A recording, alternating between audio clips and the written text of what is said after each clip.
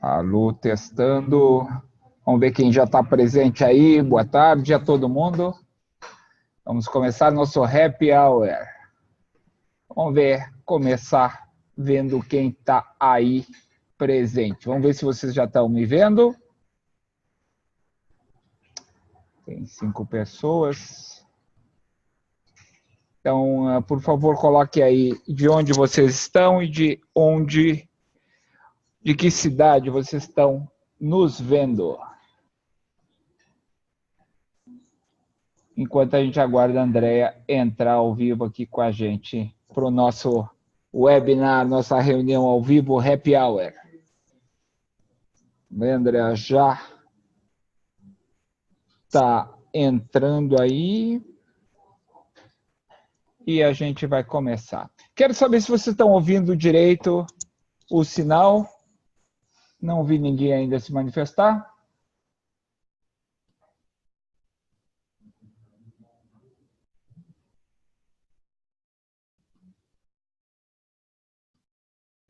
Vamos ver. Alô? Boa noite. Boa noite. Tudo bem, Andréia? Como é que vai? Vamos aqui, então, a gente está um pouco adiantado. Vamos vendo aí, testando os nossos sons. Já temos 6 participantes aí com a gente. Daniela, olha só. Ricardo entrou também. Ricardo entra aqui da nossa... Olá, Takeda. Oi, tudo bem? Essa reunião é boa que todo mundo pode falar. Tudo bem? Como é que vai? Então, enquanto todo mundo vai entrando... Que saudade. Nós vamos para uma sala grande. Sala grande. Que bacana, quanta gente conhecida. Maria Fernanda é minha chefa, pessoal. Ela é nossa cliente de um empreendimento lindíssimo que estamos fazendo em Sorocaba, né, Maria Fernanda? Carla também presente. Daniele. Meu vídeo está meio ruim, não estou conseguindo aqui. Mas eu estou vendo vocês. Eu vou conectar a TV. Vamos lá. Eu vou mutar. Vocês vão entrando, dão um oi e depois vocês vão mutando, tá? Que senão daí todo mundo vai falar ao mesmo tempo. Então vocês entrem e mutem seus microfones, pode ser?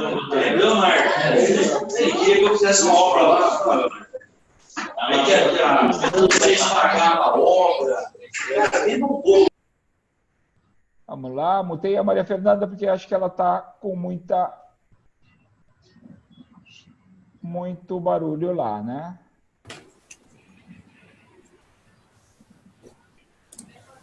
Daniele, como é que vai? Oi, tudo bom, Takeda? Tudo como vai? Rio de Janeiro, maravilhoso. Quente, fez um calor danado hoje. Aqui chovendo. Bacana. Essa reunião é bacana porque todo mundo pode falar. Vamos ver. Inês também presente. Yumi. Quem está... Eu não sei mexer ainda. Não sabe mexer? É a primeira vez que eu entro nesse Zoom aqui. Mas é muito bom. Esse Zoom dá para todo mundo ver. Muito O pessoal aqui presente está conseguindo ver também? Está tranquilo? Está desmutado vocês? Estou tentando passar seu áudio para uma TV aqui, Takeda, que as meninas vão participar, o pessoal da Charrete. Opa, mais gente vai participar aí. Que bacana. Legal. E vai ser happy hour mesmo. O Edinho liberou até uma cervejinha. Opa, que beleza. Aqui eu vou mostrar para vocês como é que tá aqui no escritório, ó. Deixa eu ver. Se vocês veem. Tá dando para ver. Não, tá dando vocês. Enquanto tiver som aí, eu vou só mutar um pouco vocês para eles verem aqui. Deixa eu ver se passa a... Não tá passando para cá. Tá aparecendo? Tá Sim, dando Então tá, ó. Então, eu vou mostrar aqui como é que está aqui. Olha, o pessoal está em happy hour também, ó. Então, aqui também está em happy hour, liberado a cerveja no escritório. Bacana, mas vamos deixar a nossa anfitriã aí, que está quietinha, a nossa convidada especial, Andréia, que tem muita coisa para falar para a gente, né? Então, nós vamos acompanhar aí. Quem quiser escrever, pode ir escrevendo, fazendo perguntas, e a gente vai começar conversando com a Andréia.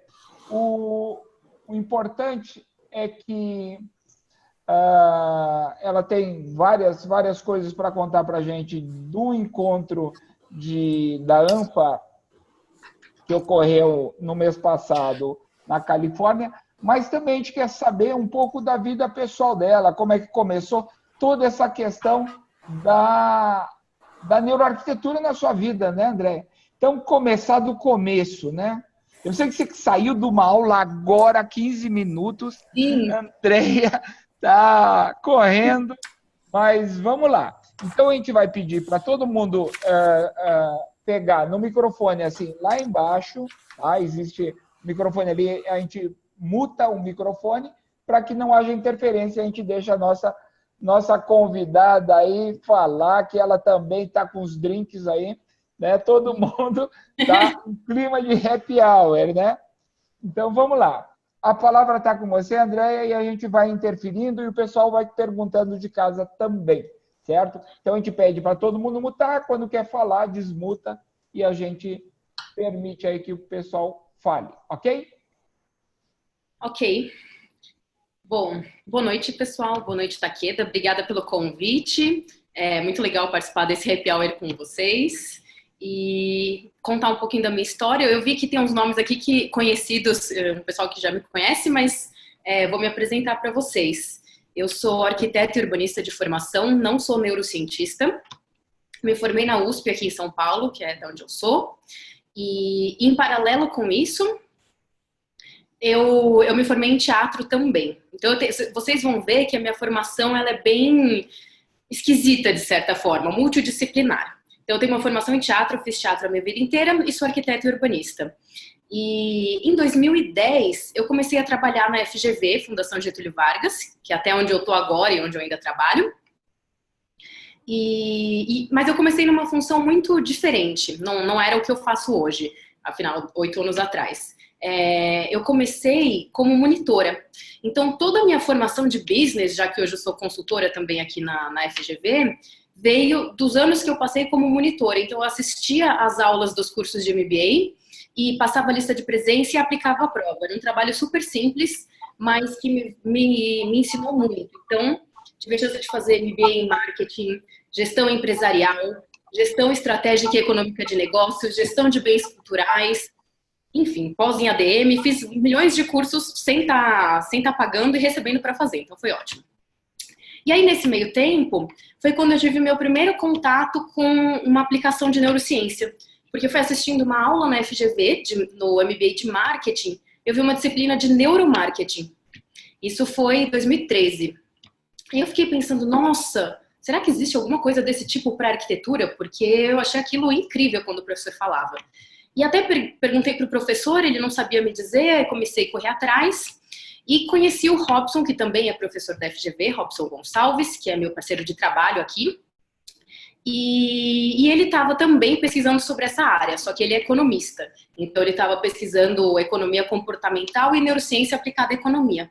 E ele me convidou para escrever um livro, para começar a palestrar. Então, foi em 2013 que eu comecei a me envolver com esse tema. Então, ainda, se hoje o tema ainda é novo, naquela época era mais ainda, era mais difícil conseguir informação. Eu fiquei muito contagiada. Então, para quem está começando agora, já aviso que isso contagia, vicia, então cuidado. E aí eu resolvi estudar mais isso. Então, eu fui morar fora, fui para Londres, fiz o meu mestrado em neuroarquitetura lá. E fiquei lá de 2014 a 2016. E no começo de 2016 eu voltei para cá. E aí, desde então, eu estou aqui na FGV. Eu trabalho na FGV Projetos como consultora. Trabalho no IDE, que é o Instituto de Desenvolvimento Educacional. E lá, isso faz parte da FGV também. eu criei o curso de Neurobusiness da FGV junto com o Robson, e nesse curso eu ministro algumas disciplinas, entre elas neuroarquitetura e neurociência aplicada à comunicação, e a gente usa exercícios teatrais para trabalhar, para realmente incorporar as coisas e não só saber na teoria como funciona isso. Então é bem legal também. E é isso, hoje em dia eu palestro sobre esse tema, estou escrevendo um outro livro sobre isso e tem um site também que é o neuroau.com. Acho que eu terminei minha apresentação. Legal, legal. E sobre essa questão de se apaixonar, sem dúvida, né? Eu sou um apaixonado já não só para neuroarquitetura, mas por você que realmente tem um trabalho magnífico. Eu acho, sem dúvida, é a pessoa que mais entende sobre esse tema aqui no Brasil. E a gente tem feito uma série de atividades exatamente para explorar e para divulgar esse tema que é tão importante. Então, antes de começar, eu sei que tem pessoas que já conhecem, pessoas que nós já trabalhamos, né, como a Maria Fernanda, como outras pessoas, mas a gente sabe que tem pessoas que não conhecem nada sobre o tema. Então, eu queria que você introduzisse neuroarquitetura, em poucas palavras, para o pessoal que em casa que não sabe nada de neuroarquitetura, o que você falaria desse tema aí para eles? Bom, a explicação mais simples que eu posso dar é você entender a relação do espaço construído com o cérebro. Então, realmente compreender através dessas novas tecnologias que medem cada área do cérebro que fica ativa, ou que substâncias químicas que estão sendo produzidas no seu organismo, seus batimentos cardíacos e etc., como cada estímulo da arquitetura está impactando o seu corpo. E, bom, com os avanços tecnológicos a gente cada vez descobre mais coisa, e é um impacto, a gente já tinha antes a psicologia da arquitetura, então já tinham estudos nesse sentido desde o século XX, mas com a neurociência a gente consegue medir, a gente consegue especificar de uma forma muito mais profunda, e além disso, a gente sabe que 95% desses impactos, eles são inconscientes. Então, numa pesquisa de opinião que eu posso entregar para os meus clientes depois que eles ocuparam um edifício, por exemplo, eles vão responder aquilo com a percepção consciente deles. Eles vão dar uma nota, eles vão falar se eles gostaram ou se eles não gostaram. Mas, só 5% é percepção consciente. 95%, esses outros 95%, eles estão sendo processados inconscientemente pelo cérebro. A parte responsável pela consciência, ela é muito pequena, ela é muito nova, ela é lenta, ela precisa de muitos recursos para funcionar bem. Então, na verdade, os impactos, a gente não necessariamente a gente percebe. Então, eu posso perceber que eu gosto do lugar, ou eu posso não sentir nada, mas o meu cérebro está mudando, a substância química que ele está estimulando a produção ser diferente, meu comportamento vai mudar e eu não estou nem sabendo disso. E a gente, como arquiteto, a gente tem que perceber isso, a gente tem que saber isso o máximo que dá, e a neuroarquitetura é uma área que está começando, cada dia tem mais descobertas sobre o tema, então não dá para se acomodar também com o que a gente já tem, e aí cada vez mais a gente tem ferramentas para fazer projetos mais eficientes. Então, escolas que estimulem o aprendizado e a memorização, hospitais que estimulem a recuperação, casas que estimulem também o conforto e a socialização, etc. Lojas que estimulem o consumo, por que não? E por aí vai. Nossa, é uma ferramenta em tanto. Então, vocês, arquitetos aí que estão dentro dos seus projetos, já podem ver que é um instrumento fantástico para realmente fazer a diferença no mercado, fazer diferença na qualidade dos projetos, né? E eu queria que você contasse alguns cases, assim, que vocês têm vários, né, nas suas aulas, nas suas palestras, que são tão apaixonantes, tão divertidas, né? Uns cases bem bacanas, né? Como aquele do namorado, os cases dos restaurantes. Pô, você tem tanto case, eu não quero nem falar, tanto, para que ilustre um pouco essa questão da aplicação da neuroarquitetura que está sendo feita hoje com sucesso, né? Então, os exemplos são bem elucidativos. Ok. Bom, um case clássico é sobre a importância de elementos da natureza na arquitetura, porque o nosso cérebro ele não foi programado para viver na selva de pedras que a gente vive hoje. Ele evolutivamente ele não teve tempo de se adaptar para a vida de hoje. Então, ele ainda acha que a gente está vendo no meio da savana, no meio da floresta, e o fato da gente se privar do contato com a natureza prejudica o andamento do nosso cérebro, o funcionamento dele.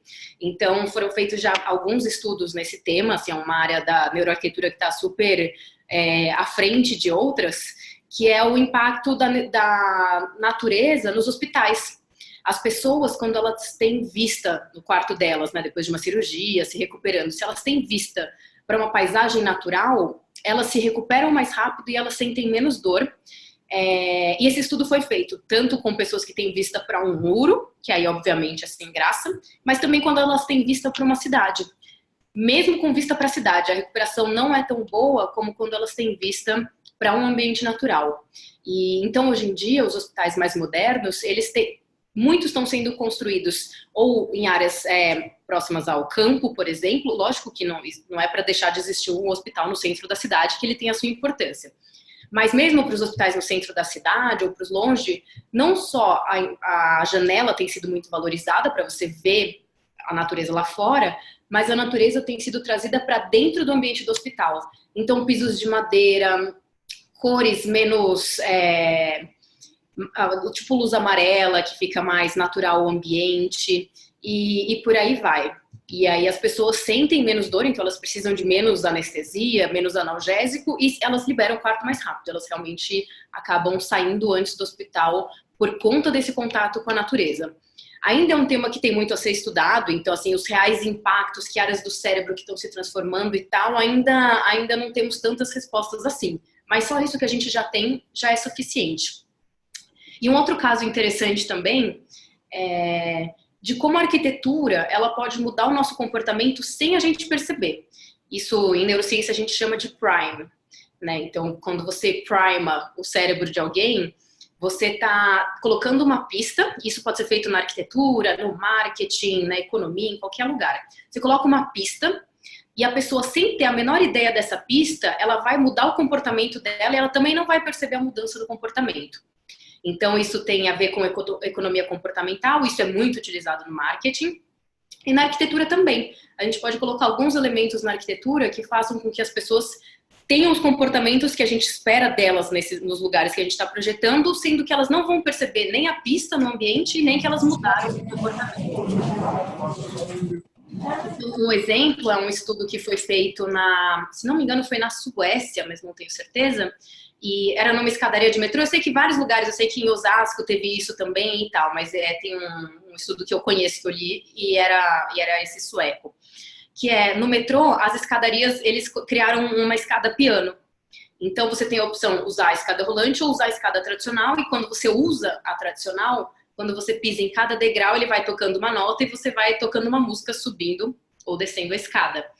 E o que aconteceu? Aumentou em 66% o uso da escada normal. Sendo que, já que a gente se considera tão racional assim, e é uma consideração errada, mas já que a gente se considera racional, o apelo para a racionalidade, para a nossa consciência, devia funcionar. Então, todo mundo sabe que é mais saudável usar a escada normal do que usar a escada rolante. Então, todo mundo já deveria sempre tentar usar a escada normal. Só que apelar para a racionalidade, falar, você vai depois gastar menos com o médico, você vai ficar mais saudável, vai ter menos problemas de saúde, não funciona. Mas quando você apela para o inconsciente da pessoa, para o lúdico, para alguma coisa que mexa com as emoções, com o instinto, com impulsos, aí aquilo funciona e a pessoa nem se dá conta. Então, esse é um caso. 66% de aumento do uso da escada normal. Sendo que quando você apela para a inteligência das pessoas, você não vê esse resultado. Mas uma brincadeira, um detalhe na arquitetura acabou mudando o comportamento dessas pessoas. Nossa, que maravilha! Então, com todas essas vantagens que a neuroarquitetura traz para as estratégias arquitetônicas, para a criação de espaços bastante criativos, trazer o lúdico também, trazer a natureza para a arquitetura, isso tem influenciado fantasticamente nos ambientes, na qualidade de vida, e é uma área realmente que vai desenvolver.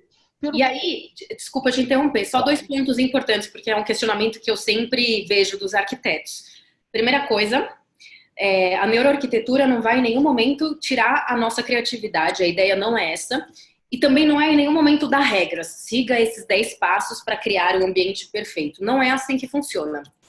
É um tema extremamente complexo e vai muito da nossa sensibilidade. Então, assim, eu nunca vou conseguir criar uma sala perfeita onde as pessoas se amem, sejam criativas, tenham muita atenção, sejam saudáveis, memorizem, recuperem as memórias, aprendam. Não, não é assim tão simples. Então, para cada ambiente, eu tenho um objetivo específico. Uma escola tem um objetivo, um hospital tem outro objetivo. Mesmo no hospital, a sala de lazer dos médicos tem um objetivo, o quarto dos pacientes tem outro objetivo, o restaurante onde as pessoas vão almoçar e jantar tem outro. Então, assim, para cada objetivo, a gente consegue pegar algumas características do espaço que podem ajudar a gente a atingir esses objetivos. Mas isso também não é fixo, porque nós somos humanos e a neurociência prova isso. O nosso cérebro se transforma com a nossa experiência. Então, não adianta eu dizer que o nosso cérebro que ele é totalmente igual. Eles têm padrões de funcionamento semelhantes, mas assim, o fato de eu ter feito teatro, estudei em Londres, escrevi um livro, tudo isso foi transformando o meu cérebro. Então, de repente, um espaço que vai funcionar para um tipo de público não vai funcionar tão bem para o outro tipo. Então, também um exercício de empatia com o nosso cliente, de conhecer quem são essas pessoas que vão usar esse espaço para criar esse lugar mais focado e aí sim ele funcionar de uma forma muito mais eficiente. Uau, que dica bacana. Isso não é uma receita de bolo, certo? Isso é muito importante ser colocado, porque muitas vezes as pessoas já pegam, faz assim e dá esse resultado. E não é, né? A gente sabe que o comportamento ele está muito ligado também à cultura das pessoas. Então, pode funcionar para determinada cidade, mas também a determinado país, mas não para todas as culturas. Então, é bem importante. E uma coisa que eu vi, que a ANFA, né, que é o instituto que estuda a neurociência aplicada para os espaços, ela tem chamado muitos arquitetos, né? Ele faz, inclusive, chamamentos. Como é uma entidade muito de neurocientistas, me parece que estão precisando dos arquitetos. Você sentiu isso lá no Congresso, André? Eu senti isso. No Congresso acabam indo muitos arquitetos, mas na ANFA mesmo, trabalhando lá por trás dos estudos, acaba ficando mais fechado nos neurocientistas. Mas eles precisam da gente. E até uma grande discussão sempre no encerramento do evento, né? Uma conferência que acontece de 2 em 2 anos, então eu tive há 2 anos atrás lá e agora, a segunda vez, agora acabei de retornar semana passada. E aí sempre para fechar a conferência, eles retomam esse assunto, assim, como é difícil juntar profissionais que tenham conhecimentos nas duas áreas, alinhar as linguagens, porque a linguagem do arquiteto, a nossa forma de pensar a vida, de pensar o espaço e de estudar os ambientes é completamente diferente da forma de um cientista. Então, assim, como é que a gente consegue uma linguagem comum, né? Como é que a gente realmente consegue unir forças? Ainda existe muita dificuldade. Então, você consegue identificar, quando é um arquiteto apresentando lá, é um tipo de apresentação totalmente, assim, com uma pegada menos científica, mas que é bom, mas, assim, poderia ter um pouco mais de ciência por trás. Por outro lado, quando é o neurocientista, também fica muito na ciência e nas medições e tal, e às vezes fica focando no detalhe do detalhe do detalhe, e acaba não indo tanto para a parte prática, assim, como é que a gente aplica isso depois e tal. Então, são dificuldades que a gente ainda tem e sim, unir forças e descobrir interessados nessa área, pessoas capacitadas e tal, ainda é difícil. Mas então realmente é real essa necessidade. Então, esse nosso encontro pode até ser um chamamento, porque grande parte do pessoal aqui é ligado à área de arquitetura, né? O pessoal que está presente, muitos que eu conheço aqui, são da área da arquitetura. E para chamar eles, a gente podia falar, então, um pouco de quais são os instrumentos, né, que você falou no nosso encontro passado, de quais são as ferramentas novas que estão surgindo e que possibilitaram essas medições nas áreas externas, nas áreas internas. Então, como é que está acontecendo isso lá nos Estados Unidos e como a gente pode usar isso aqui no Brasil? É uma coisa muito distante, já tem empresa aqui que pode nos ajudar. Como é que os arquitetos podem iniciar a fazer experiências nos seus trabalhos, né, com a neurociência? Aí você tocou em um outro grande desafio que também é discutido lá. Como é que a gente consegue medir? Porque, assim, uma das principais formas de você realmente ver o cérebro e perceber que áreas estão se ativando é a ressonância magnética. Mas para você fazer isso, você tem que entrar naquele tubo que é a máquina. Então, como é que você vai explorar o espaço se você tem que ficar ali dentro daquele tubo claustrofóbico que vai provocar milhões de sensações já no seu cérebro e você não vai conseguir explorar a arquitetura? Até a gente fala, né? A arquitetura é um lugar de ação, não é um lugar estático. Então, assim, o grande desafio é criar uma realidade virtual que permita que a gente, dentro de uma máquina dessas, a gente ainda assim consiga agir, né, e explorar o espaço, ou então mudar essa tecnologia para diminuir, não ter que ser uma máquina assim. Então, o eletroencefalograma, né, cada vez mais eles usam medições menores aqui para você realmente conseguir andar e ter as medições. Então, só para explicar a diferença, o eletroencefalograma ele vai medir os impulsos elétricos do cérebro, isso é um ponto, e a ressonância, ela não vai medir os impulsos elétricos, ela vai medir o fluxo de sangue, de oxigênio e etc. Então, são diferentes formas de você medir e de você perceber que áreas do cérebro se ativam. Então, por exemplo, com o eletroencefalograma, a gente já consegue ter um pouco mais de mobilidade. Mas ainda assim é limitado. Então, assim, tem um grupo de pessoas que se juntou para desenvolver tecnologias de realidade virtual mesmo, focando nesses estudos, para ajudar a gente a conseguir ter o máximo de estímulo sensorial, porque a nossa percepção da arquitetura não é só a visão. Tem todos os outros sentidos que estão sendo usados, até os 5 sentidos mais básicos, e também equilíbrio, por exemplo, nossa capacidade de orientação no espaço, tudo isso também faz parte da nossa percepção da arquitetura. E aí, alguns estudos eles são feitos em ambientes de baixa imersão, né? Outros de alta imersão. Então, baixa imersão é um estudo muito mais fácil de se fazer. Eu, por exemplo, coloco uma imagem no computador, e aí quando vocês olham para essa imagem, eu posso já medir, ou então vocês estão na máquina de ressonância, e eu também consigo pôr uma imagem para vocês verem ali, estática, 2D, e ver o que se ativa no cérebro de vocês. Só que é um estímulo muito simples perto do que é a arquitetura. A gente já consegue ter algumas respostas, alguma luz no final do túnel, mas ainda assim é muito baixa essa imersão. E aí a gente vai avançando. Então tem um monitor 2D, aí a gente pode evoluir para um monitor 3D. Então já tem uma percepção 3D ali, já tem um estímulo um pouquinho maior que a profundidade. E aí a gente começa a ir para as tecnologias de imersão mais profunda. Então tem, ou mais alta, que seria o óculos, que você usa de realidade virtual, por exemplo.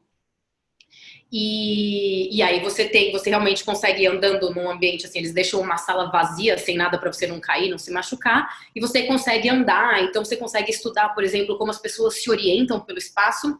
Eu tive a chance agora, sem ser pela UFA, antes de ir no evento, eu fui para Santa Bárbara, na Universidade da Califórnia de Santa Bárbara, conhecer lá porque eles têm o Spatial Thinking Lab. E não são neurocientistas e não são arquitetos, são psicólogos cognitivos que estudam como a gente se orienta no espaço. Então, eles têm todo um laboratório ali, eles fazem testes com as pessoas, desde as pessoas andando pela faculdade mesmo, ou as pessoas nesse laboratório com um óculos de realidade virtual, ou então na frente de uma tela de computador e você tem a direção e o pedal de um carro, e você vai andando por labirintos e eles vão percebendo o que faz, se tem uma diferença de gênero, por exemplo, ou o tipo de emoção que você está sentindo antes vai influenciar como você se orienta no espaço. Se você pega atalho, se você se perde, se você fica mais confuso ou não. Mas voltando para os sistemas de medição, né? Esse é então tem o óculos. E o mais avançado de todos, que é o mais caro e o mais complexo e o mais novo, é o Cave System. Que aí você realmente cria uma caverna, como se fosse uma caverna, e as pessoas elas têm não só o estímulo do óculos que elas vão usar, mas estímulos sensoriais. Então é um ambiente totalmente controlado, que ela está lá dentro. Então a temperatura, as texturas, então ela pode andar até um lugar e ela realmente sentir aquilo, sentir no chão, sentir tocar as paredes e tal. É o sistema mais complexo que tem. Fora isso, do que eu sei que tem no Brasil, assim, eu todos esses sistemas, eles existem no Brasil, só que é muito mais caro quando você tem esses sistemas mais complexos e muito mais limitados. Eles são muito mais limitados, assim, para fazer estudos. Mas hoje em dia você consegue comprar, por exemplo, uma malinha, tipo uma malinha de trabalho, que vem com alguns instrumentos mais simples de medição. Por exemplo, o eye tracking, que vai medir para onde você está olhando na tela. Então, quando eu faço o de de baixa imersão, mostro só uma imagem da arquitetura para vocês, eu consigo medir para onde vocês vão olhar mais nessa imagem, e aí eu começo a fazer questões sobre isso e estudar mais a fundo alguns pontos. Então, vocês vão olhar mais para as quinas e pontas dos móveis, ou vocês vão olhar mais para os móveis curvos, ou para o lugar mais iluminado, ou para o lugar mais escuro, para a janela, ou para os móveis internos, e por aí vai. Então, esse é o eye tracking, e é muito barato, e é muito simples de medir. Hoje em dia a gente consegue medir microexpressão também, então a mesma coisa, eu mostro uma imagem de um ambiente, ou um vídeo de uma pessoa andando por esse ambiente, e eu consigo medir as microexpressões. E aí a gente consegue dividir entre expressões de relaxamento mais positivas e expressões de tensão, né, que são mais estressantes, né, que quando o estresse está relacionado tanto ao medo como à raiva, e que evolutivamente a gente fala que seria comportamento de luta ou fuga. Os dois são considerados comportamentos relacionados ao estresse. Então, a gente consegue medir emoções, expressões mais relacionadas ao estresse ou ao relaxamento, e a gente consegue falar, então, está provocando uma certa tensão, de repente é um ambiente em que a gente quer provocar essa tensão. Então, é tudo uma questão de estratégia, não existe receita de bolo, como o Takeda falou. Mas esse é mais uma coisa que a gente consegue medir. Fora isso, tem um outro equipamento que mede atividade no pré-frontal, que é essa parte aqui atrás da nossa testa, e ele também é muito simples, ele só mede se a atividade está subindo ou descendo. E o pré-frontal, para quem não sabe, ele é a área responsável pelo nosso pensamento consciente. Essa é a área mais atual, evolutivamente falando, do nosso cérebro, a área mais nova do nosso cérebro, mais nobre. E então todo o pensamento lógico e toda essa cognição superior, ela acontece principalmente aqui. Nunca é uma parte do cérebro sozinha fazendo o trabalho, mas depende dela para acontecer. Então, nosso pré-frontal. Então, a gente consegue medir o nível de ativação dele. E um pré-frontal mais ativo significa que aquela pessoa, então, está mais concentrada naquilo, está pensando e tal. Um pré-frontal mais relaxado tem outros comportamentos, outros estados mentais relacionados a isso. Por exemplo, o estado da criatividade, ou sono, desatenção e etc. Então, através disso, a gente consegue perceber espaços ou estímulos que deixem as pessoas mais concentradas e atentas ou mais relaxadas e criativas e, enfim, com a imaginação mais solta. E, bom, praticamente é isso. A gente consegue também medir temperatura da pele e a condutância, então, para percepção de emoções, né? Quanto mais as pessoas suam, a gente percebe, então, que de alguma forma o estado emocional tá se alterando. Vi que acabou de surgir aqui um comentário do Lucas. Caramba, quanta coisa interessante, sempre procurei estudar sobre esses assuntos, mas não encontrava muito material.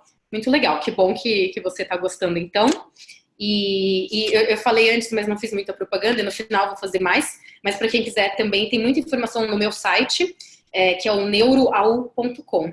E tem a fanpage no Facebook, se vocês quiserem depois seguir. E aí sempre eu vou colocando conteúdo não só meu, mas qualquer estudo novo que surge, porque é uma área que eu falei, a gente não pode se acomodar, tem sempre coisas novas surgindo, e então a gente tem que, por mais que a gente já saiba muita coisa, tem que continuar estudando, tem que continuar atento. E qual é a página do Facebook que você ia falar?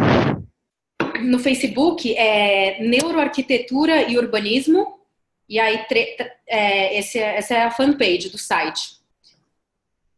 E aí lá a gente anuncia os cursos, então o curso que a gente vai dar juntos no Secov, inclusive, está anunciado lá para quem quiser mais informações, e palestras e estudos, muitos dos estudos estão em inglês ainda, mas no meu site eu faço ele em inglês e português para passar o máximo de informação para todo mundo aqui do Brasil. Mas acabo postando muita coisa em inglês na fanpage porque são as coisas mais novas que estão surgindo. Olha, você é a melhor fonte que existe aqui no Brasil, hein? Ah, legal, e que a Carla já está fazendo propaganda do meu livro. Que eu Olha só. Com Robson. Obrigada, Carla. Fala um pouco desse livro para todo mundo. Vou falar. Tá, um golinho aqui. A Carla é uma fã sua, ela estava lá no encontro e ela estava no nosso último encontro também ao vivo, ela estava presente, de Recife, né, Carlinha? Vamos lá. Uma querida. O Triuno é um livro que eu escrevi em coautoria com o Robson Gonçalves, que é esse meu parceiro de trabalho aqui da FGV, e a gente escreveu lá atrás, a gente começou em 2013 e publicamos a primeira versão em 2014.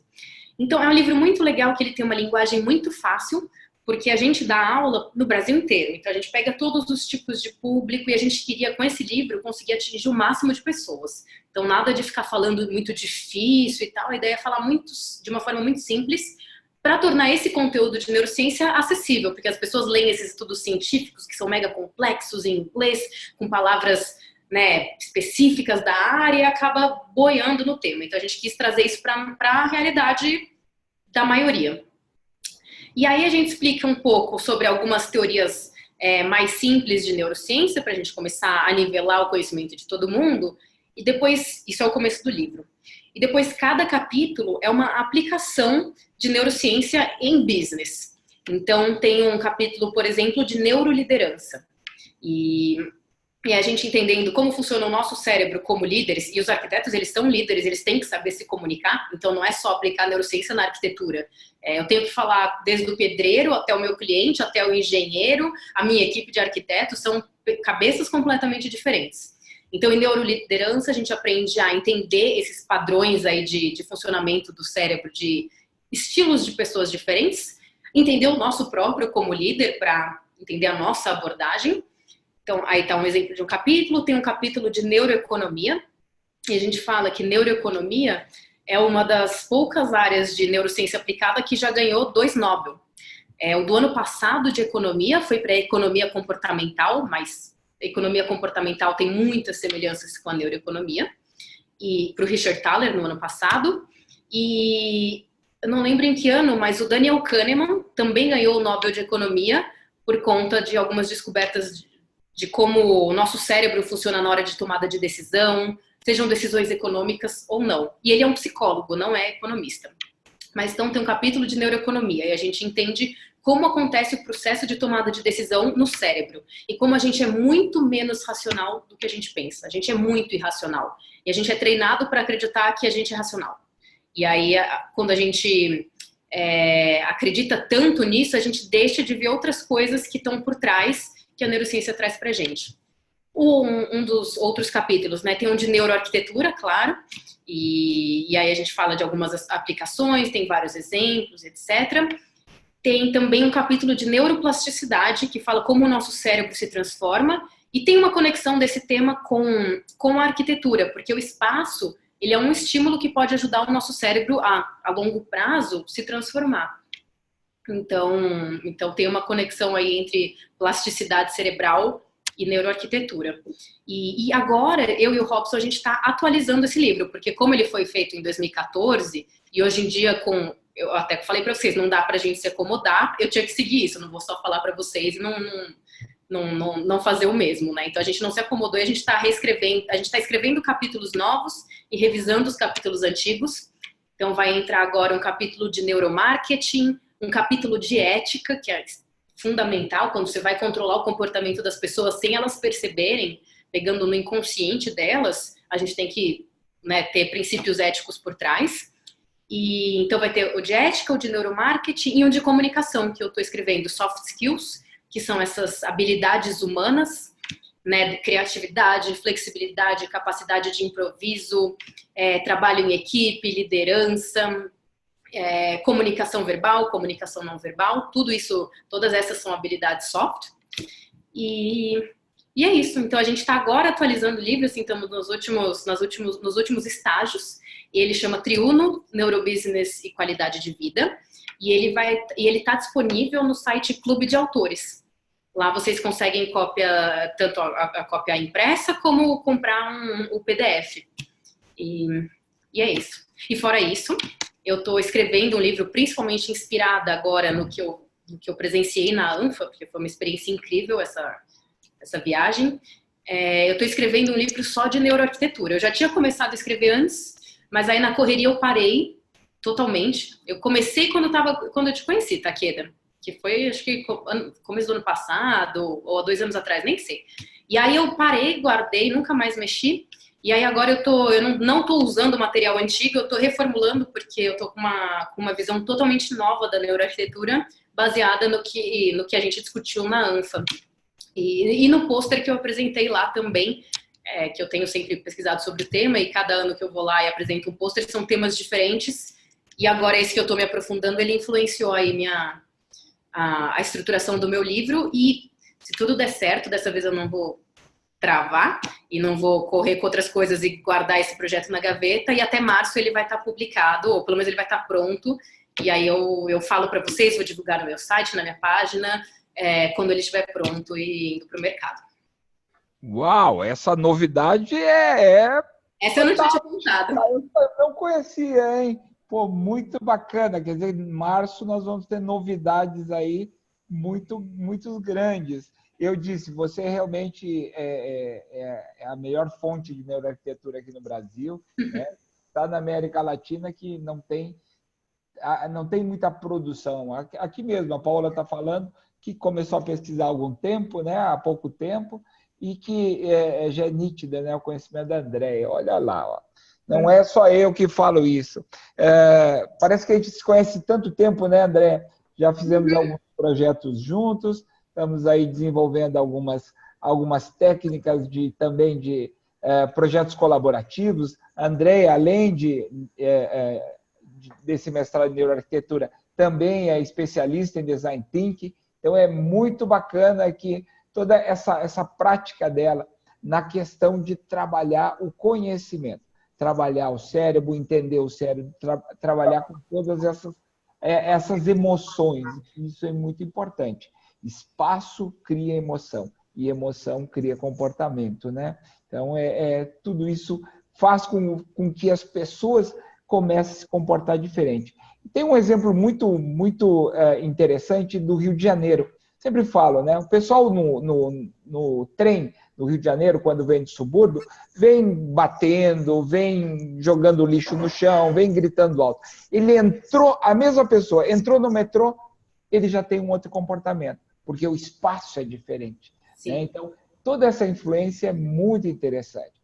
E aquele case que você conta que é sempre muito divertido do vinho, né? Do vinho que é analisado em 4 ambientes diferentes. Conta aí para o pessoal desses casos, porque eu acho que esses cases que são curiosos, que eu acho que o pessoal está muito curioso para saber como funciona essa influência do espaço até na degustação.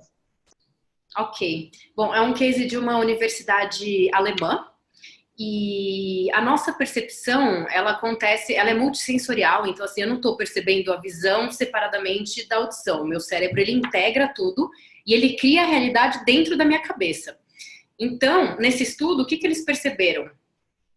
Que a cor do ambiente em que a gente está altera a percepção de sabor. Então, olha como os nossos sentidos se integram antes de eles são levados lá para o cérebro, e antes de serem percebidos conscientemente, eles se integram ali. Tem, inclusive, uma parte específica do cérebro que faz isso, que é o tálamo.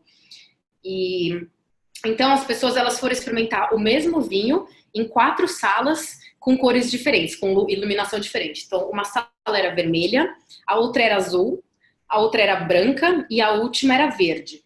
E as pessoas perceberam o vinho como sendo um vinho melhor, de mais qualidade, na sala azul e na sala vermelha, ao invés do que na sala branca e na verde. E não só isso. Elas perceberam o vinho como mais doce na sala vermelha. Então, assim, o mesmo vinho, as pessoas elas pagariam mais por ele pela cor do ambiente em que eles estavam, porque eles perceberam esse sabor diferente. E também já existem outros estudos mostrando que o tipo de música que a gente escuta na hora de comer também pode alterar a nossa percepção de sabor. E a gente começa a pensar, às vezes a gente pensa só na estética do ambiente na hora de projetar um restaurante, por exemplo, mas tem uma questão ali que vai além da estética. Que tipos de pratos vão ser servidos nesse restaurante? E aí, que tipos de cores, então, vão estimular esses sabores que a gente quer que as pessoas sintam? Tudo pode variar, não é todo restaurante que tem que ter a mesma cor, porque depende do prato. Então, mais uma vez, não tem regras, não tem receita de bolo, mas assim, coisas que antes a gente não pensava tanto e não focava, e a gente, pelo menos na minha faculdade, lá na USP, a gente pensa tanto na questão funcional do edifício, mas um funcional mais geral, como numa questão estética, mas assim, não nesse tipo de detalhe, que de repente a cor vai fazer você perceber aquele prato com um sabor diferente. Nossa, que bacana. A Juliana que perguntou se tem alguma influência, né, da neuroarquitetura nos interiores. Então, está aí explicado que tem mesmo. Nós vamos abrir daqui um pouco a perguntas. Eu só quero fazer, as pessoas que querem fazer alguma pergunta, devem estar curiosíssimas, né, para fazer perguntas para a André. Então, se inscrevam aqui pelo chat, que a gente faz aí, abre o microfone de vocês. Porque essa ferramenta é bem bacana, porque dá para conversar, né? Diferente dos webinars que ninguém só faz a pergunta por escrito, né? Então, isso é bacana. A Juliana está falando verdade, cor e luz influencia muito. E é verdade, certo? Agora, vamos falar, você estava falando também do seu pôster na ANFA, mas conta o que aconteceu lá, que você foi convidada, né? Tem novidades aí, foi convidada a conhecer seus mestres lá e foi convidada a conhecer a ANFA por dentro. Conta aí esse caso aí, enquanto o pessoal vai se inscrevendo para as perguntas. Cada vez que eu vou para lá, eu tenho a chance de conhecer pessoas incríveis e que eu estudei e eu nunca achei que eu fosse esbarrar com elas, né? A primeira vez teve uma palestra do Eric Kandel, que foi um dos vencedores do Nobel de Medicina, pelos estudos dele de neurociência e memória, como é que as memórias são formadas, mas isso foi há 2 anos atrás. Mas dessa vez foi uma experiência mais louca ainda, porque na outra vez eu vi uma palestra dele, mas eu não fui conversar com ele depois. Agora eu estava lá apresentando meu pôster, e aí já estava todo mundo voltando para a conferência, depois que tinha acabado o tempo de apresentação, e veio um senhor que ficou olhando lá meu pôster com uma cara assim de pensativo e tal. Aí eu fui puxar um papo com ele, falei, você quer que eu explique, não sei o quê. E aí ele começou a me fazer perguntas, e eu fui usar as referências que eu usei para fazer o pôster. Então eu citei o Antônio Damasio, que é um neurocientista português, que estuda emoções, e meu pôster era exatamente um triângulo, assim, como é que se dá a relação entre emoção, comportamento, experiência da arquitetura e a percepção, então os nossos sentidos. E aí eu falei, não sei se você já leu o livro tal do Antônio Damasio. Ele falou, claro que li, o Antônio Damasio é meu amigo. Ok, eu não sabia com quem eu estava falando. E aí ele deixou o cartão dele comigo, a gente teve que voltar para a conferência que estava começando, mas ele falou que depois queria conversar comigo sobre o meu pôster. E esse cara, ele se chama Roger Bingham, ele é um inglês que mora lá na Califórnia, que trabalha no Salk, que é o instituto que é sede da ANFA, né, e é um lugar incrível de descobertas científicas importantíssimas em todas as áreas, não só na neurociência. E aí depois eu fui conversar com ele, e ele tem um papel muito, muito parecido com o nosso aqui, Takeda, só que lá no instituto. O papel dele lá, ele não é cientista, mas ele trabalha no Salk Institute. E a ideia, assim, o que ele tem como objetivo ali é tornar esse conhecimento do cérebro aplicável para pessoas que não são cientistas. Então ele cria vídeos, se vocês digitarem depois o nome dele, vocês vão ver que tem vários vídeos, ele é um cara de comunicação, assim. E agora que ele está lá no instituto e mais envolvido com a ANFA e com pesquisas científicas em geral.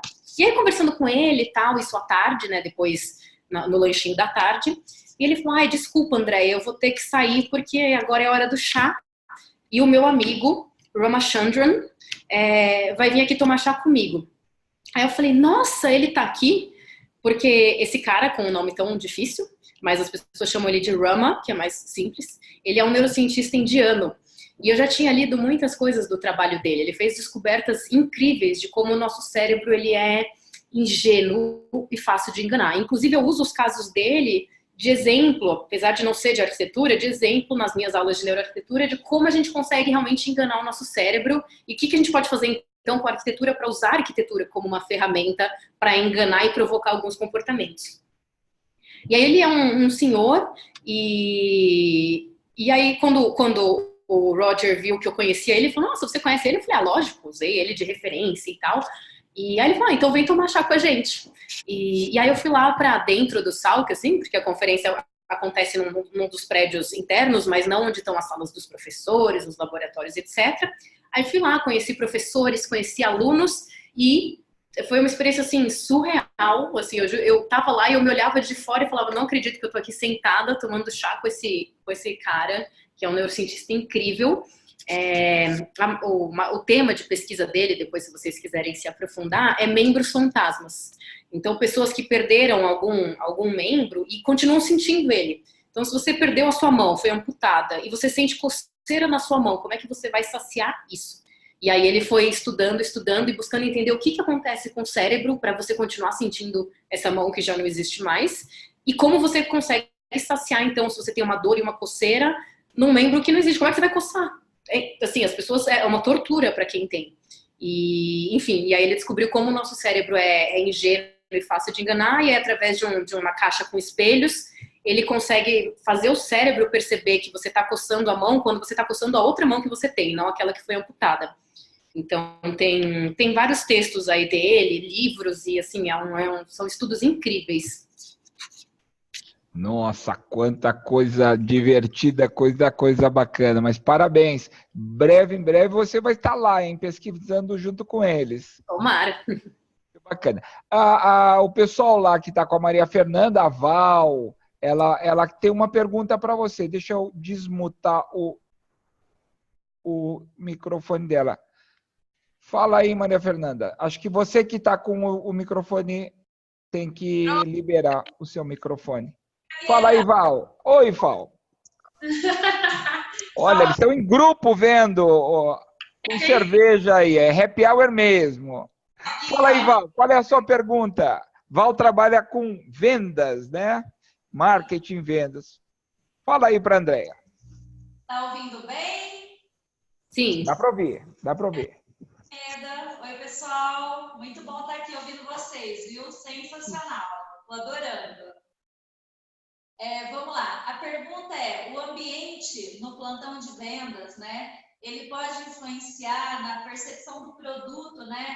E das informações que a gente coloca, inclusive da venda, né? A gente trabalha muito plantão de vendas, ambientação do plantão de vendas versus o material publicitário, ou seja, a gente trabalha folder com imagem bacana, tenta sempre explorar ao máximo o cenário, né, para o cliente. Então, eu queria entender um pouquinho esse ambiente, a percepção aí. Bom, respondendo a pergunta da Val, oi Val e pessoas que estão aí. Tem uma galera que não é o pessoal sozinho, assim, bonito de ver. Sim, ele influencia assim, de diversas formas. Então, primeiro ponto, o espaço ele gera uma expectativa. Então, em um lugar que você vai para comprar alguma coisa, esse espaço ele vai gerar uma expectativa em relação ao produto que você vai comprar. E a expectativa, ela muda ali o nosso estado mental. Então, um exemplo que eu dou, né, um exemplo assim, engraçadinho que eu dou em aula, imagina que você vai sair com uma pessoa do Tinder, acabou de conhecer, vocês estão solteiros, conheceram essa pessoa no Tinder, vão chamar para o primeiro, a pessoa te convidou para ir jantar. Você vai chegar no lugar e dependendo daquele lugar, ele vai te gerar uma expectativa. Então, na minha sala de aula, eu mostro uma foto de um restaurante super chique, e aí as pessoas já fazem uma cara, tanto os meninos como as meninas, porque independente do sexo, do gênero, né? Você tá conhecendo alguém no Tinder, vai sair para jantar com essa pessoa, você chega lá de Uber e tal, no restaurante que a pessoa indicou, e é um restaurante incrível, lindo, maravilhoso. Aquilo vai gerar uma expectativa em relação a essa pessoa que você vai conhecer pessoalmente pela primeira vez, em relação à janta, vai rolar conversa, nossa, será que vai ficar aquele silêncio chato? Em relação ao final da noite, onde ela vai terminar, em relação à vida, será que vai casar? Será que vai ter filhos? Assim, as pessoas já começam a ir longe. E aí eu mostro, então, essa foto, e aí depois eu falo, e se fosse nesse outro lugar aqui? E aí é o Bar do Caixote, que é um botecão, assim, com caixotes na calçada, e aí tem gente que diz, eu nem ia descer do Uber, já ia falar, me leva de volta para casa. Sendo que, de repente, o cara que te convidou, a mulher que te convidou, é a mesma pessoa, mas a sua expectativa em relação à noite, à experiência que você vai viver e aquela pessoa muda tanto que você não dá nem a chance de conhecê-la. Então, dependendo desse espaço aí de vendas, a pessoa não vai nem querer conhecer o produto. Então, tá aí um ponto importante, que é isso, é você perceber como gerar expectativas positivas e depois como sustentar com o seu produto. Também não é para decepcionar depois. Então, isso é um ponto fundamental. A expectativa que você gera, que é o que vai fazer o cara ter interesse de correr atrás e tal, ou dizer, não, volto pro Uber, não quero nem conhecer essa pessoa. Então, um ponto. E aí, a outra coisa é que o ambiente da venda, o ambiente arquitetônico, ele, através das características dele, seja todo tipo de característica sensorial. Então, a temperatura, o cheiro, o som, a cor, as proporções de pé direito, de tamanho, tudo isso vai impactar o nosso cérebro e deixar a gente em algum estado mental específico. Então, vai gerar alguma emoção e vai colocar a gente num estado mental específico. Então, dependendo dessas características, pode colocar as pessoas no estado mental de ficar mais fechado. E aí chega o vendedor, bom dia, não sei o que, a pessoa, tá, assim, já não dá tanta corda. E dependendo das características, pode deixar a pessoa num estado mental mais aberto, mais relaxado. E aí, assim, é um conjunto de coisas e atitudes. Então, a arquitetura não pode estar desvinculada da atitude desse vendedor. De repente, é uma arquitetura toda relaxada e descontraída, é um vendedor de terno e gravata que chega todo certinho e não vai estar combinando com a arquitetura. Então, assim, é uma questão de alinhar a filosofia da empresa, o produto, o espaço com o tipo de cliente. Porque eu dou esse exemplo do Tinder, mas, assim, não estou dizendo que o restaurante chique é bom e que o bar do caixote é ruim. Porque dependendo da pessoa, ela vai chegar no restaurante chique e ela vai falar, nossa, será que eu vou ter que rachar essa conta? Porque eu não tenho condições de pagar isso aqui, não. Espero que ele ou ela pague.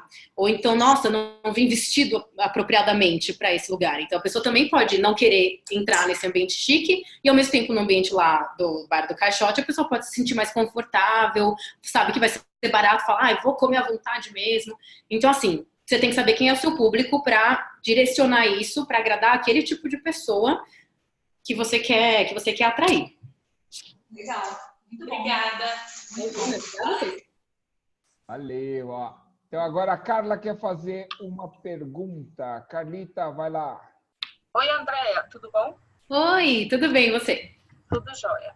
É o seguinte, quando você falou a respeito dos hospitais dentro da cidade, né?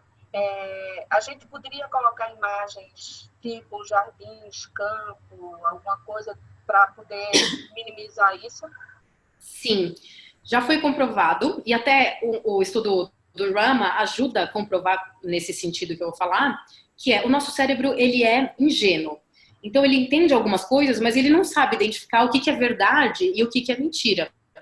Então, você usar uma imagem de natureza, por exemplo, ou cores que remetem à natureza, isso já vai dar um certo estímulo para o seu cérebro nesse sentido e ele já vai identificar aquilo como natureza. A diferença do ambiente natural, de você ter um jardim, por exemplo, no hospital, é que tem outros estímulos além do da visão. Então, você vai ter o som do passarinho, você vai ter o estímulo sensorial de pisar na grama e tal, o cheiro da grama e etc. Mas só o fato de você olhar para uma imagem de natureza, a sua pressão sanguínea baixa, se você olhar por alguns segundos, né, não bater o olho só, mas de olhar aí por um pouquinho mais de, sei lá, 1 minuto, a sua pressão sanguínea baixa, as tensões musculares relaxam e a sua capacidade de focar aumenta. Só de olhar para uma imagem, não estou falando para você construir um jardim. Tem um caso que eu uso nas minhas aulas, que até quando eu fui fazer o mestrado fora, eu visitei essa empresa, porque eu sabia que era assim. Na fábrica de caminhões da Volvo, em Gotemburgo, eles construíram no meio da linha de montagem um oásis, assim, um projeto que custou milhões, e eu sei que nem todo mundo tem condição de fazer isso, mas só para ver como os caras quiseram investir nisso. No meio da linha de montagem, então aquele lugar totalmente não humanizado, que é uma fábrica, eles construíram um oásis com um laguinho, tartaruga, peixinho, árvores, e os caras, como lá o tempo é muito frio, os caras não conseguem, na maior parte do tempo, sair lá fora e ficar fumando um cigarrinho lá fora, olhando o céu e tal, porque tá congelando e tá tudo branco. Então eles levaram a natureza lá para dentro, porque eles sabiam dessa importância. Mas assim, tem vários casos em que você só colocar a imagem, ou você mudar as cores, ou você trazer materiais, então o piso de madeira, móveis de madeira e etc., isso já dão um estímulo. Então já é alguma coisa. Ou trazer vasos de plantas, sejam elas vasos reais ou plantas reais ou artificiais, ainda assim tudo isso já ajuda. Ok, obrigadinha. Muito bacana. Tem mais 2 perguntas aqui, Juliana e depois Daniele. Vai lá, Oi, Ju. André. Oi, André, tudo bom? Oi. Eu sou designer de interiores, estou me formando agora. E a dúvida que eu tenho, assim, eu acho essa área muito interessante, essa parte mais sutil, assim. Eu acho que a arquitetura está precisando disso. E eu vejo essa lacuna, entrando nessa área agora, né? Vejo que existe essa lacuna entre a arquitetura e o cliente. Porque ele chega até nós e às vezes ele nem sabe o que ele quer, né? Isso está me atraindo muito. E eu te pergunto assim, ó, que tipo de material, que ferramentas teria para nos indicar, para aplicar nesses ambientes, tanto residencial quanto comercial, como que eu aplico essa técnica, essa maneira, assim, sei as cores, né, e o que mais, o que que tu pode me ajudar nisso? Depende muito aí de quem vai usar esse ambiente. Então, primeira coisa, você entender as necessidades dessas pessoas, que você fazer um escritório, sei lá, para o pessoal aqui da FGV é uma necessidade, para o pessoal da Google vai ser outra necessidade. Então, assim, estudos relacionados à empatia e à capacidade da gente de se colocar no lugar do outro são muito importantes. Sim. Porque o principal erro que a gente comete é se colocar no lugar do outro assim, imagino que seja mesmo difícil e tal. Eu faço um exercício com os meus alunos que eu chamo de condução cega na aula. Eu vendo, eu faço duplas, e aí um dos dois da dupla vai ser vendado e o outro vai conduzi-lo através da escola onde eu estou dando aula. E aí eles começam a ter primeiro uma outra percepção do ambiente, eles percebem coisas que eles não viam quando eles podiam ver. Então, nossa, tem um vaso de planta aqui que eu nunca vi, eu passo todo dia aqui, nunca vi. Mas eles também começam a se colocar no lugar das pessoas. Então, eles se colocam no lugar do deficiente visual. E eles falam, nossa, eu não fazia ideia.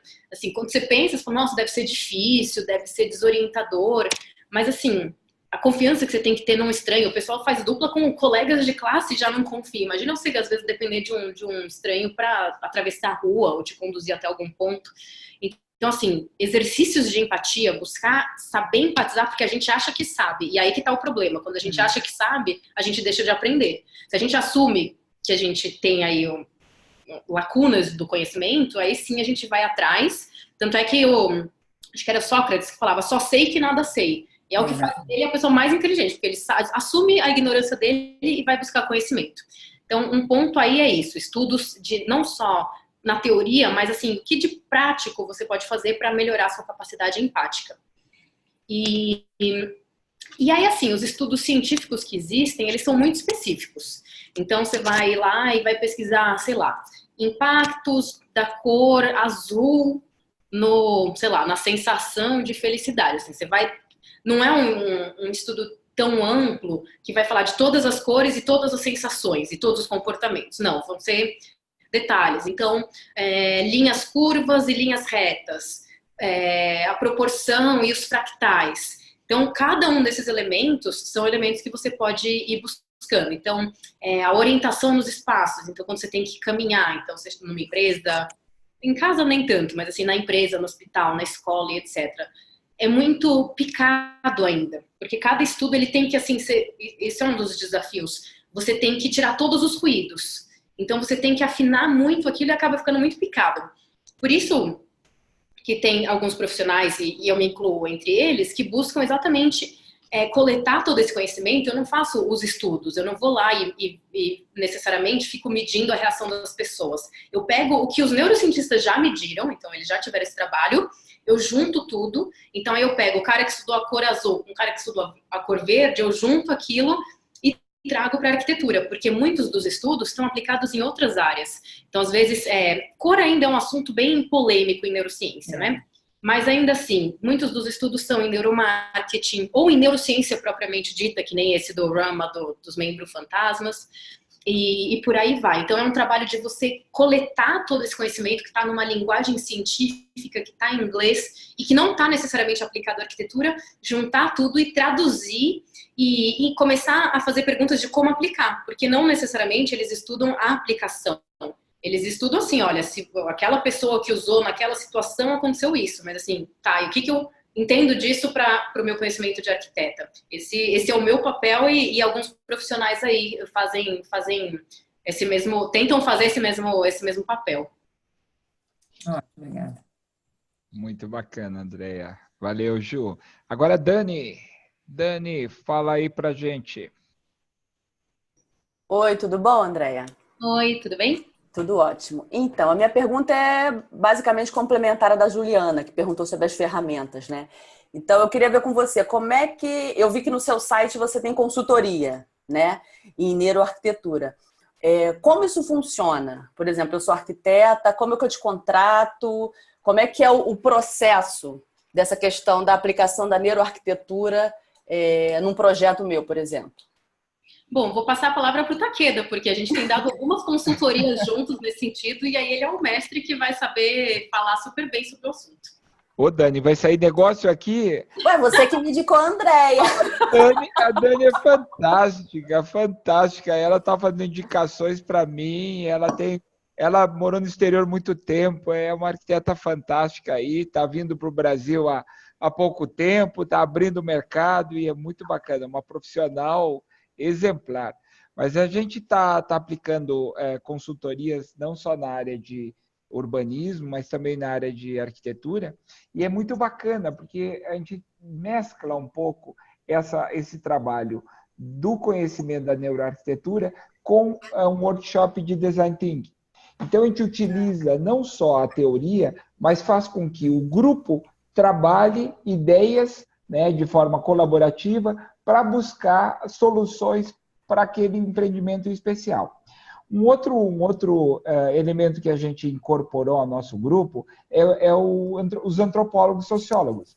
Então, a gente faz um trabalho estratigráfico de conhecer profundamente aquele cliente, aquela cidade, aquele nicho de mercado em que o incorporador ou o empresário quer atuar, e a gente faz uma pesquisa sociológica de comportamento, de gostos, de como ele vê esses ambientes que nós queremos projetar, e a partir dessa pesquisa é que a gente faz o workshop. Então, o resultado tem sido magnífico, né? Nós temos conseguido chegar aos objetivos dos empresários, e nós fizemos alguns workshops bem bacanas, certo? Que vão logo ser lançados no mercado. Então, é um trabalho que a gente está fazendo. O objetivo dessa reunião não era isso, de fazer essa divulgação, mas já que você permitiu para a gente fazer, é muito bacana, Dani. Pois é, porque eu estou interessada já. Já vamos conversar. Muito bacana. A Dani tem projetos em toda a América Latina e África, morou já na África, já morou em vários países, e certamente tem aí belos projetos para a gente fazer, André. Que bom, gostei. E é importante falar, Dani, que nós vamos estar fazendo um curso agora no Secovi São Paulo, nesse mês, dia 22, 23, 24. Acho que é isso, né? São 2 dias, agora eu não lembro. 2 dias, 2 dias. É uma terça e uma quinta, se não me engano. E eles... vai ser um curso que vai ser dado também essas ferramentas de criação coletiva. Né? Então, não vai ser só a questão da neuroarquitetura, mas a gente vai colocar essa ferramenta de como criar coletivamente espaços mais agradáveis para as pessoas. Então, dia 23 e dia 25. 23 e 25. De outubro? De outubro agora, é de noite. Tá, então estão todos convidados aí, depois a gente passa o link para vocês, certo? A gente vai divulgar. A gente tinha prometido para a Andréia que a gente ia fazer 1 hora, né? Eu sei que ela tem uma série de afazeres aí, eu acho que ninguém mais perguntou. Então, a gente vai querer agradecer a Andréia, não sei se ela quer falar alguma coisa a mais para dar o final, mas agradecer essa disposição, você sempre está com essa disposição de trocar e colocar à disposição o seu conhecimento. Isso é muito bacana. Como uma cientista, como uma professora, uma pesquisadora, uma arquiteta, colega, puxa, é muito bacana essa sua disposição sempre de estar colocando esse assunto que não tem fim. A gente poderia ficar aqui 4, 5 horas conversando, mas o mais bacana é essa disposição de você sempre estar trazendo novidade para a gente. Então, a gente queria as suas palavras aí finais para a gente ficar no horário que a gente estabeleceu de 1 hora. Sim. Obrigada aí pelas palavras e obrigada pelo convite. Assim, é um prazer conversar e divulgar esse assunto, porque eu ainda acho que as pessoas sabem pouco ou nunca ouviram falar ou escutam porque tem muita gente, e aí mais um ponto que eu tenho que alertá-los, muita gente falando neurobesteiras. Então, até os neurocientistas têm preconceito, e com razão, com prefixo neuro aplicado a qualquer área. Porque como a gente não é neurocientista, a gente tem que estudar muito para falar. E qualquer coisa que seja muito simples, as 5 regras do cérebro, ou assim, qualquer coisa que seja muito simples, qualquer informação muito simples, ela vai estar incompleta. E as pessoas passam aquilo como sendo uma verdade única e absoluta. Então, assim, tomem cuidado agora que vocês foram contagiados e, enfim, instigados a pesquisar mais e tal. Tomem cuidado com o que vocês procuram. E que mais que eu ia falar? Tinha mais alguma coisa? Sim. Um outro ponto que eu ia falar para vocês, assim, bom, entrem no meu site, entrem em contato comigo, estou à disposição de vocês para deixá-los ainda mais informados e para a gente montando uma rede, assim, então sempre que surgem coisas novas eu poder informar vocês, isso é muito importante, até para vocês se manterem atualizados no tema. E a gente foca muito, quando a gente fala em neuroarquitetura, de efeitos a curto prazo. Então, qual vai ser o comportamento do meu cliente na minha loja? Vai comprar ou não vai comprar? Como é que vai ser a pessoa que está se recuperando no hospital? Ela vai se recuperar mais rápido ou não vai? Mas, assim, a neuroarquitetura, a arquitetura, ela tem um impacto no nosso cérebro, no nosso organismo, na nossa saúde, tanto física como psicológica, a longo prazo. E aí também é um ponto muito importante, porque de repente os ambientes que a gente está frequentando, eles não são ambientes saudáveis ou não estão estimulando algum tipo de comportamento ou a nossa memória, o nosso aprendizado, não estão dando estímulos suficientes para a gente. Então, assim, a gente tem que ter esse cuidado também, então só um alerta, não só focar no curto prazo, mas pensar no longo prazo também, porque são os impactos mais fortes vão ser esses. E bom, queria agradecer vocês a estarem aqui no Happy Hour, ficarem até às 7 da noite, é cansativo, mas assim, foi um prazer conversar com vocês e espero que a gente volte a se falar logo. Muito bacana. Eu quero dizer que o arquiteto Caramelo da Bahia, um famoso arquiteto, amigo nosso, não pôde estar aqui presente, ele está mandando abraço para vocês. Também a Márcia da Câmara a Câmara Metropolitana do Governo do Rio de Janeiro também mandou um abraço para você.